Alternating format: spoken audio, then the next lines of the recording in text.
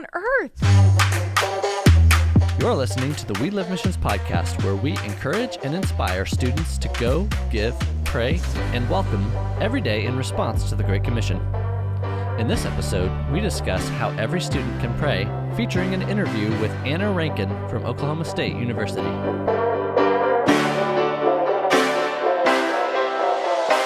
Welcome to the We Live Missions podcast. Yes. 8 episodes so far. It's been fun. I'm Nathan. I'm Karen. This is Marcus. Andy Estrella, what's up? Fun to be in the same room with you guys, drinking a little coffee today. Oh yeah, got to yeah. get that bean juice, that dirty water, Great. get us some Nate. energy. And guys, we're gonna get to know Nathan a little bit better Uh-oh. today. Speaking of coffee. And we know Nathan is a coffee connoisseur. Yes. Loves that. Thank you. Loves that stuff. So, but let's dig a little bit deeper, Nathan. Reveal your heart. And here, this is kind of a bad question because Nathan is from Texas. This is and true. Every Texan will say the same thing. So, Nathan, if you would live anywhere, where would it be that ain't Texas? This you might can't surprise say your you. favorite. Okay, me up. Springfield, Missouri. Whoa. Wow. That doesn't This surprise is like me. a Best trick place question ever. with my students. I used to always ask them, hey, if you could be anywhere in the world, where would it be? And they would Yeah. always say some remote place. And I'd be like, well, then how can we help you get there? Because Because if that's where you want to be, because no one wanted to go to Texas A&M Commerce. That's where we pioneered. It was like Yeah. 13th grade, D2 school, football Yeah. team lost, all that stuff. But for me, it was my mission field. Like I woke up every day with this heart, to do something. And I was the one guy that was like, if I could live anywhere in the world, it would be Commerce, Texas. Man. Back then, because that's where God had called me. But Yep. today, He's called me to Springfield. So that's my honest answer. But if I had to pick something else, Nathan, that's deep. That's good. I mean, I like that. Yeah. I'd say India Yep. for sure. I was there just a few months ago. Yep. And just saw the opportunity to expand Chi Alpha globally there. I feel like that's where eventually our family will give a year. Just an amazing place. For coffee, I would say El Salvador, because they are serious about their coffee there. Every single convenience store has an espresso machine. Dang. You get Americanos Next like when you get gas. And then at every coffee shop that we went to, there were like 5 brewing methods, Wow. So you could get Well, amazing Nathan, single origin, locally roasted You see stuff. that? You see that in Come and Go, Casey's. You just go in there. You can push a button and get that good juice. You a full Same juice up in kind of here. guy? Next question, please. Okay. You're offending me almost as much as Cara Berry's Oh. geography. Nathan, Oh, wow. avid reader, full of wisdom. Hit us up with your favorite book.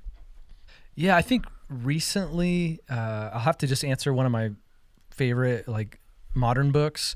John Mark Comer is probably my favorite contemporary author from Portland with Bridgetown Church, and he wrote a book called The Ruthless Elimination of Hurry.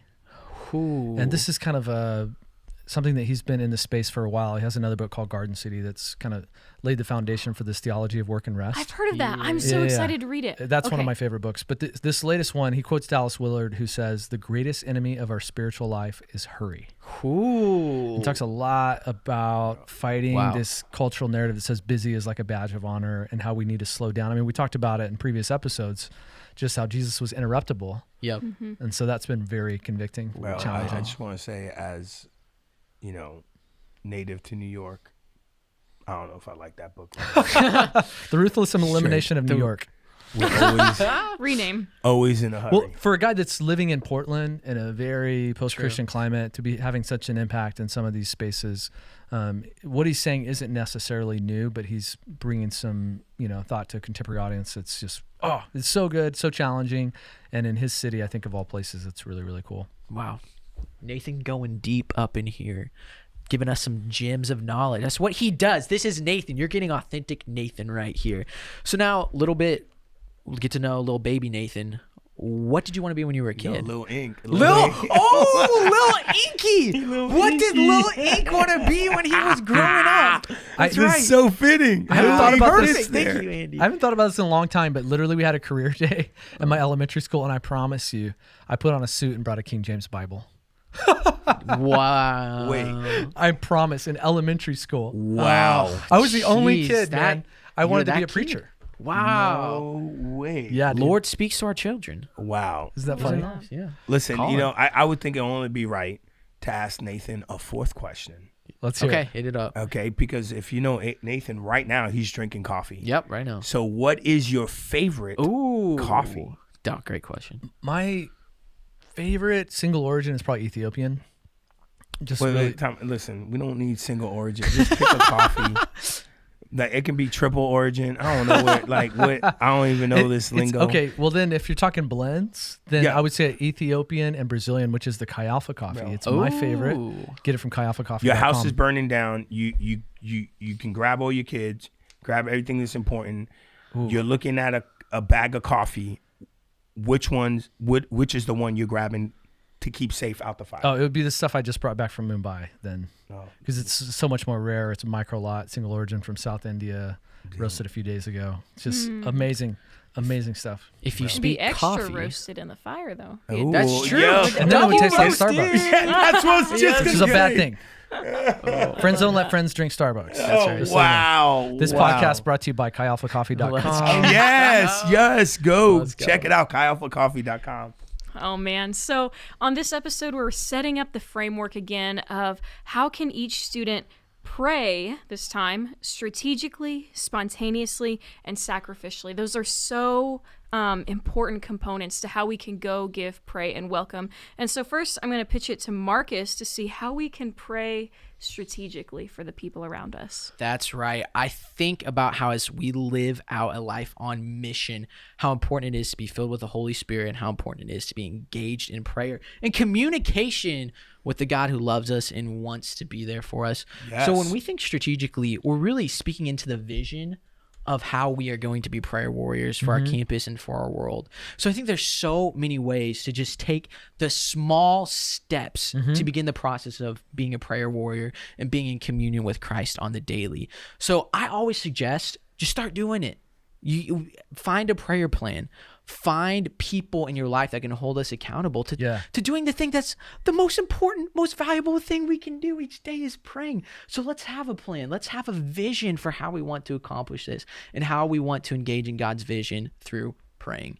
Yeah, and I think another great way to get involved with prayer from a practical standpoint is the YouVersion app for the Bible app has a ton of great resources for you to create a prayer plan and get on board with that. But then as a national movement, we also have 10.2. And this is an opportunity for you to join a community of people who are praying at 10:02 every evening, every morning. And the way that you can get involved in that is text xapray to 313131 and check that out in our show notes if you didn't catch that. That is powerful. Thinking about the Chi Alpha movement coming together at the same time and strategically praying for the flag of Christ to be planted across this world. It's good. Dope. Do it. I love that. And Nathan, can you share with us a little bit more about how it looks like to pray spontaneously? Do you want me to pray in the Spirit right now? Let's or- go. Oh, wow. He came. No, I'm with just it. kidding. Yeah, I think that's one thing. When we know not what to pray, the Spirit makes intercession and groanings that cannot be uttered, Romans 8. But I also just think practically in our everyday lives, when someone comes to us with a need, it's very easy to say, oh, I'll pray for you. And it's something altogether different to say, hey, do you mind if I pray for you right now? I love that. And I do this. Wow.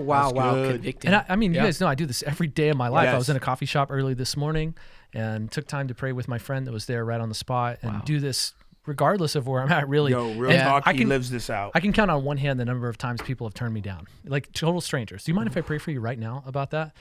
And when they say no, I'm like, it's cool. I'm just going to go ahead and pray anyway. I love that. You know what I mean? Like that means they need even more prayer. So even though they may not be open to it right then, we're not trying to force it down anyone, but we need to be willing to pray in the moment. And I think God meets us in that with the prophetic. The Proverbs talk about, a word that is fitly spoken in a moment can really make a big difference. Wow. And I think that's one of the ways we can practice that every day on campus. So when you're walking through the student center and you see someone that's struggling, having a rough day, letting the gift of discernment and prophecy kind of be on the forefront of your mind and then be willing to engage and pray for them right then and there.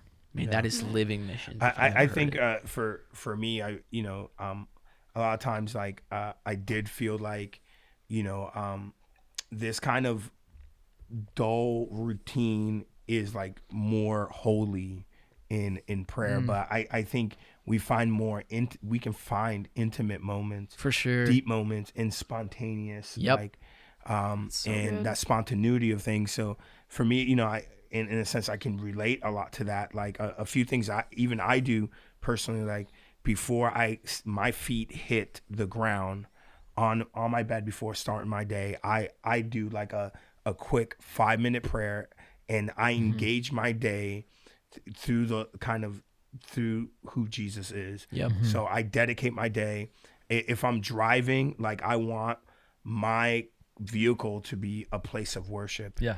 And I think even when you're walking through campus, like being prayerful as you, like one of the things I've challenged students, like, you know, you're walking through campus and the students you see, just pray for them. Hey, I pray for the guy with the black backpack, and you just pray for them. And man, these are ways that you can literally engage. Here's the greatest part about prayer. It's so versatile. It can go anywhere. Yeah. Like it cannot be taken away from you. And a lot of times I think we bottle it up and we don't use the opportunity that prayer. Listen, you can get thrown in prison. You can have a busy day. You can have a horrible day. You can have a great day. You can be anywhere in the world and prayer can go with you. Yeah, absolutely. And I think that even brings a point of like, are you praying just to see results? Are you praying just to like for that response? Are you praying with the intention of drawing into close intimacy with our Lord? Yeah. Are you Wow. praying with the Good faith thought, that He will KB. do it? Are you praying That's good. with boldness? And so, Andy, can you share more about what that would look like to pray sacrificially daily? Yes, we've been saying, and I think this has been, you know, we can say that this is one of the sayings we've been saying. Anything that is meaningful, requires sacrifice. Yeah. And prayer is meaningful, and it does require sacrifice. And you know, how does that look like in our days? I would say fasting. And like you know, there's no way that you can fast without praying. If you fast without praying, and if you're new to that phrase, and if you haven't ever done fasting, I would say research, Google it. But I would definitely, you know, what is fasting is that you go without something. Usually people do food, and it allows you to focus. And man, I would say throughout the year that you would choose to fast. I would say challenge yourself to do that. Our Chi Alpha does it once a semester, and it's a refreshing time for us. Listen, make fasting a part of your lifestyle, a part of your yearly plan. And man, that I think that's a great way to engage into that. I would just add this in that across the country, we have Chi Alpha groups that engage in fasting in various ways. So sometimes it is like giving up a certain type of food, like meats and sweets, you know, for the first 40 days of the year, or leading up to Collegiate Day of Prayer, or maybe, you know, letting go of food completely for one meal a day for a certain amount of time. But a lot of other groups will do like an entertainment fast or a social media fast, or, you know, sports even. I mean, giving up things that really are good so that you can emphasize what's great. And wow. I like that. That's so good. Yeah. And, you know, part of the sacrifices too, like this is kind of what fasting kind of introduces to our lifestyle. But in that heart, in a sense, it's like literally picking some days that your whole day is based around prayer. So it's like, hey, I usually just sit and watch Netflix at this time of the day of my week. You know what? I'm gonna take that time to pray. Yeah. Or write a list out of things that you have and say, hey, this week I would dedicate, you know, 10 minutes per you know, per item, per person, per you know, situation on this. Or man, if you're even thinking missionally, you know what I mean? If your campus ministry is doing mission trips and literally dedicating prayer for each mission trip that you're going to, and literally adjusting your day for that, and leaving room, planning out on your day a time that could be wasted in a sense, or, you know, you do nothing, you are engaging in prayer. And listen, if it's important, if it's meaningful, it requires sacrifice. Yep. Man, that is so good. Can I have everyone share with us one sentence on how you can strategically, spontaneously, and sacrificially pray today? Be strategic when you wake up. Pray before you get out of bed. Make that in your schedule. This is what I'm going to do. Dedicate my day to the Lord. I love it. Yes. And just be spontaneous. Whenever you're going through your day and you see someone in need, stop and pray for them right then. Maybe out loud, but maybe silently to yourself and the Lord. Dude, for me, sacrificially fast. Yep. Literally, I challenge you to incorporate fasting into your life. It would be a game changer for you. Man, that is so great, guys. Thank you so much for sharing all this wisdom. And now we're going to go to a interview with a student that we're so excited for. Listen, we We're hearing love from you. hearing from you. This That's is right. awesome.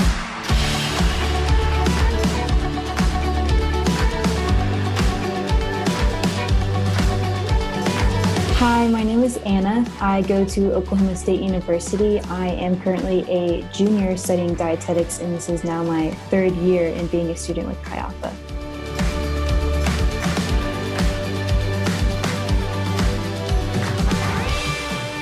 A moment that prayer has really impacted my life and kind of has set me up for the journey that I'm on now in my faith was during a summer, kind of a winter time, whenever I was trying to figure out what I wanted to do with my upcoming summer. And so it was either going on a mission trip with Chi Alpha or getting a job. And so I was kind of at this war with myself of trying to figure out what it was that I needed to do. And so I brought it to prayer with the Lord. And it was during a time I was really trying to figure out like if the Lord still speaks today, if he still speaks through his people and to his people. And so I read a book by Mark Batterson called Whisper. My pastor had referred it to me on listening to the voice of the Lord. And so one of the stories in the book kind of sent me on this prayer run. And so I went on a prayer run to kind of clear my mind, because I found it as a time that allowed me to just like really pray and focus on the Lord and the earth around me, which is good. So just kind of practicing listening with that. And in that prayer run, I asked the Lord what it was that he wanted me to do with my summer. And so as I was heading back to my apartment, the Lord hadn't really confirmed anything or said anything. And so I just kind of lastly asked, like, God, what is it you want me to really do? I'm listening, like your servant is listening. And I just heard the word Montana pop into my mind. And it was interesting just because I don't know anyone from Montana. I've never had any connections to Montana. And so I was like, okay, Lord, if you're the one that said Montana, like, please confirm this. And so amazingly enough, the Sunday after, a person at church had a prophetic word and said that the Lord is confirming anything that you kind of need him to confirm right now. So I was like, all right, Lord, like, that's awesome. You answered this so quickly. I just needed like one more time. Like, I need to know that if I'm putting all of my eggs in this basket to go to Montana, I need to know why I'm going to it. And I met up with my mentor in Chi Alpha, and she mentioned Summer Job Project with Dick and Joy Schroeder in Montana. And it's a really great experience for Chi Alphans to learn about discipleship and leadership and how to really work as servants, basically. And so I applied for it, and shortly after I was accepted, and it really set me up for an amazing time during the summer to learn how to listen to the voice of the Lord, and then also to present the gospel to people as well. And now when I'm kind of in a similar position of wondering what I'm going to do with my summer, I'm learning how to be patient and really kind of still my mind and listen, which is really hard for me, and I know a lot of people. So actually being intentional with listening to the Lord and allowing him to speak, because he does speak to his people. And a lot of the times it takes his perfect timing. It takes patience with him to answer you doing that. And so it's a really great practice of just practicing patience for once, and then also just listening to the voice of the Lord. And then another story of how the Lord really impacted me through prayer. I found out a couple of, I think it was a year ago, when I found out that I had a lump in my neck. And so I was going to the doctor trying to figure out what it was and if it was cancerous or not. And she referred me to get an ultrasound on what it may have been. And I know, like most people, you don't like going to the doctor and figuring out that there's something abnormal in your body. And so it was definitely a very scary time. And I had people prayed over it before. And then fortunately I had an opportunity to have a prayer meeting with people in Chi Alpha because it was a snow day. And so our regular service got canceled. And I just came around and took a big vulnerable step in asking people to lay hands on me and pray. And so it was definitely a very impactful moment, because everyone came around and really surrendered their time and what they had to do at the moment, and laid hands on me and prayed, and the Lord moved, and my neck was completely healed. And so it was just a really incredible moment, just seeing the Lord perform a miracle like in your own body, and then touching your neck afterwards and not feeling anything there. And yeah, I think it just set up a really incredible moment with our Chi Alpha as a general, just bringing a community together to see the miracles that the Lord performs and he can still do today. And then I returned to the ultrasound a couple weeks later and found out that I was okay and good to go. it actually encouraged another one of our fellow Chi Alphans to reach out and pray for his brother who was dealing with mental disabilities and alcoholism and drug abuse. And that night he led his brother to the Lord. Just through all of us kind of coming and praying together, it gave my friend courage to ask for prayer for his brother. And so after praying for me, we prayed for him, and then his brother was saved that night. It encouraged other people to be vulnerable with theirs as well, and then also just gain the faith that the Lord can do miraculous things, even if it's through, physical healings or just like spiritual healings as well. I have a verse. It's Habakkuk 2:3, and it says, "For the revelation awaits an appointed time. It speaks of the end and will not prove false. Though it linger, wait for it. It will certainly come and will not delay." And so in this sense, it's talking about a vision that was given to Habakkuk, but I think it applies to our daily life today, that with whatever you bring to the Lord in his perfect timing, he will answer you. He won't prove false. The Lord will certainly answer your prayer, whether in this life or the one to come. And so I would just encourage you to continue persevering and being steadfast in your relationship with the Lord, and truly just listening, even if it just is you sitting in your room, in silence. Like that works too, and it's prayer to the Lord just by listening to him.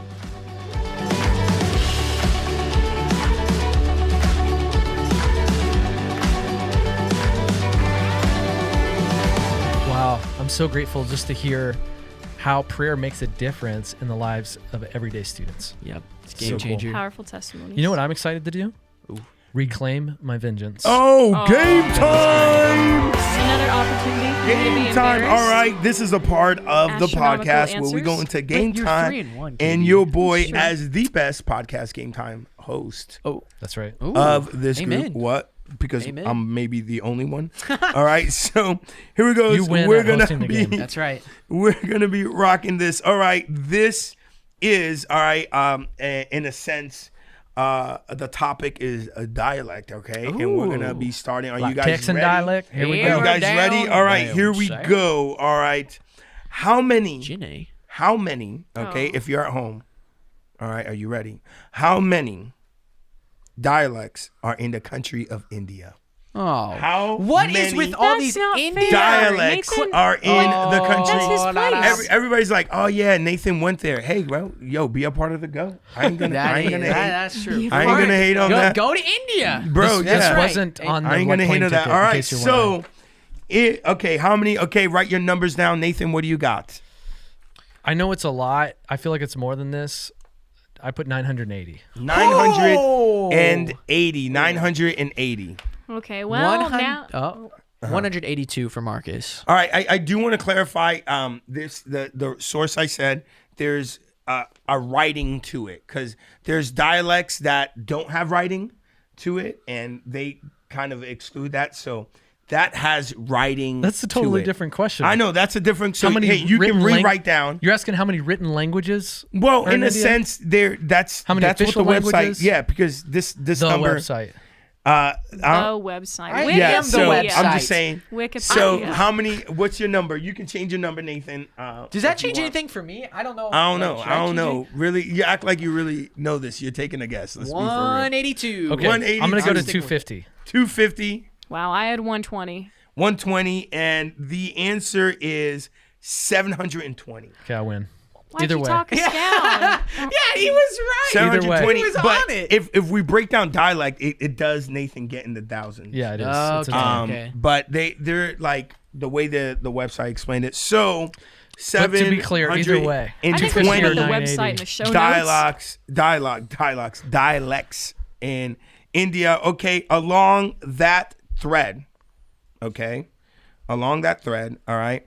Here's what I'm gonna do. Put this in order. Okay. Ooh. Okay. You guys got to put this in order. Okay. Mm-hmm. Mandarin Chinese. All right. Write that down. All right. If you're just keep it in your mind. English. Okay. Arabic. Spanish. And Hindi. Okay. What is the order of most spoken language to least spoken language? Okay. This is tricky. Most spoken language to least spoken language. Ooh, that's a really good question. Okay. So these are the top 5 spoken languages in the world.